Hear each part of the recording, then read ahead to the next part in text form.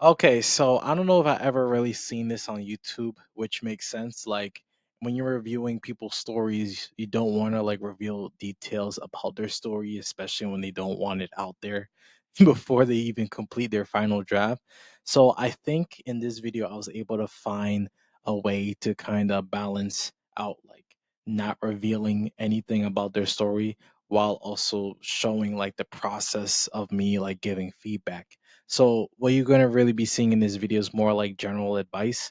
I reviewed someone's first chapter, and the advice I'm about to give is more of a general sense of how first chapters can go and how people can improve their first chapters in general. Yeah, and also what I did was I kind of like blocked off the screen for the Google Doc, so you're not gonna really see any information at all. You're just gonna see like a tiny little like face cam of me talking for the most part and like me scrolling up and down on the Google Doc. But yeah, you let me know if this is like a good video to showcase like a raw footage of someone like reviewing someone else's story. Yeah, you let me know in the comment section down below.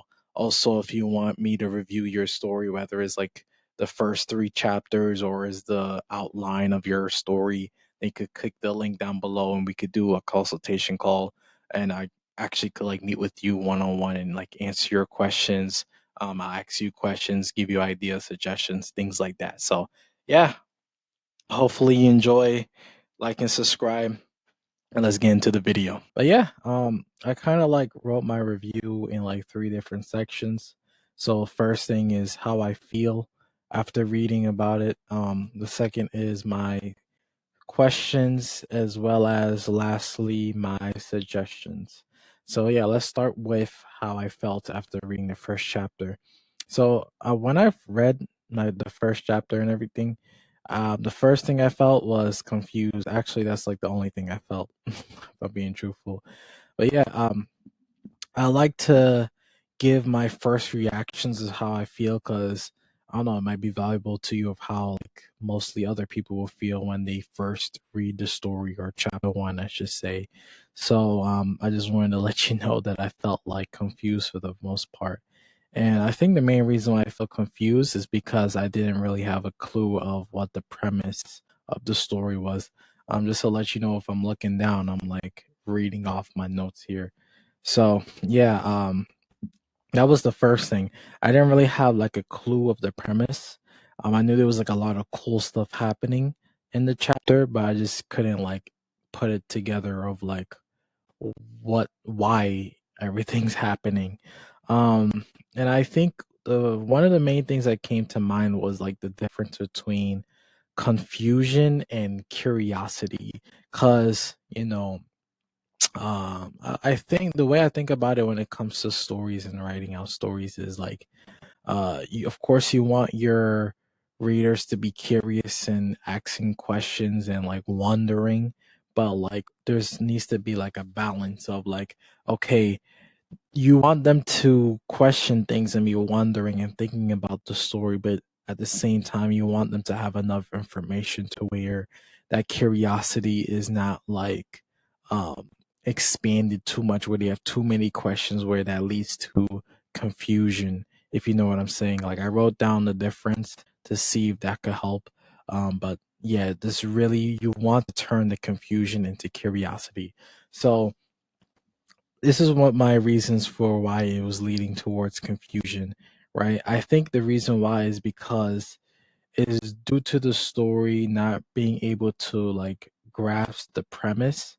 So like the premise not being showcased too much in the first chapter is probably what's leading towards confusion. And I wrote down that because I'm still trying to figure out the bigger picture, instead of trying to figure out the smaller details in the story that connects to the bigger picture. So I think the difference between curiosity and confusion when it comes to like storytelling is like with curiosity, you already have an idea what the bigger picture is, like what, like the vision of the story.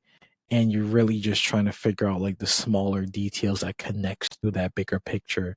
So like you're trying to like, okay, is this relevant? Like, does this help with the main character? Like, does this like impact the story at all? This and that. Like, that's what like curiosity does to a story. It's like, okay, like they start questioning like the smaller details that builds up the bigger picture. Well, like confusion is like you trying to figure out the bigger picture itself, and because you haven't got a grasp of, oh, when I say you, I mean like me as the reader, having gotten a grasp of like what the overall bigger idea of the story is, like you trying to figure out that. And once you figure out that, I think, or when I say you, I mean once I figure out that is when then I could go into towards curiosity of like, okay, how does everything else um match up or connect to the bigger picture? So yeah, that's like the main thing I wanted to let you know. Like that's probably the more one thing out of everything from this review I wanted to let you know is that process right there. So I think the more the characters seek understanding is the better for the readers to seek understanding themselves. Like I have this saying that like, you know, the way the characters feels is probably going to reflect how the reader is going to feel, and if the way you engage the characters emotions is how it's going to impact how you're going to influence the reader's emotions as well.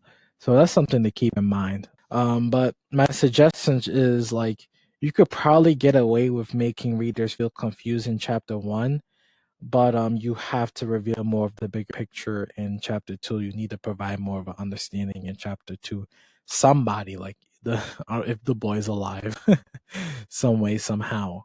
If that's the case, then I think chapter two has to focus a little bit more of understanding and understanding more of the bigger picture. Not doesn't have to be like the minor details. It's just a bigger picture of the overall vision of the story.